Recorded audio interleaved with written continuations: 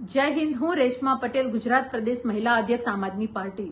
આજે ગુજરાતની જનતા નાટ્યાત્મક રાજકીય સ્ટન્ટ જોઈ રહી છે, આશ્ચર્ય પામી રહી છે। ત્યારે મારે એટલું કહેવું છે કે મોરબીના ભાજપના ધારાસભ્ય કાંતિભાઈ અમૃતિયા આટલો મોટો પોતાનો જનસમર્થકનો કાફલો લઈ અને રાજીનામું આપવાનું નાટક કરવા માટે પહોંચી ગયા છે।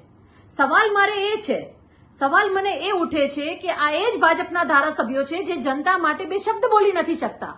આ એ જ ધારાસભ્યો છે જે પોતાના પક્ષને પૂછ્યા વગર પાણી પણ નથી પીતા, પોતાના પક્ષને પૂછ્યા વગર શ્વાસ પણ નથી લેતા।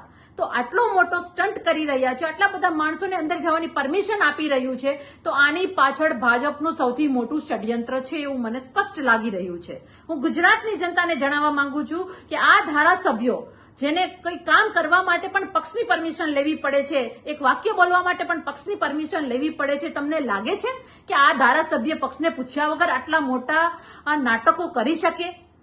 આની પાછળ ભાજપનું કોઈક ષડયંત્ર હોવું જોઈએ। મને એવું લાગે છે કે ચૂંટણીઓ આવે ત્યારે ભાગલા પાડો અને રાજ કરવાની જે નીતિ છે એની પાછળનું આ એક સ્ટન્ટ હોઈ શકે। એટલે કાંતિભાઈ અમૃતિયાના માધ્યમથી આપણે સમજવાની જરૂર છે કે ભાજપ પોતાના હથગંડાઓ ચાલુ કરી દીધા છે, પોતાના ધારાસભ્યોના સહારે નાટકો ઉભા કરી અને પ્રજામાં દ્વેષ ફેલાવવાનું કાર્ય, સમાજોમાં દ્વેષ ફેલાવવાનું કાર્ય શરૂ કરી દીધું છે એવું સ્પષ્ટ માનવું છે।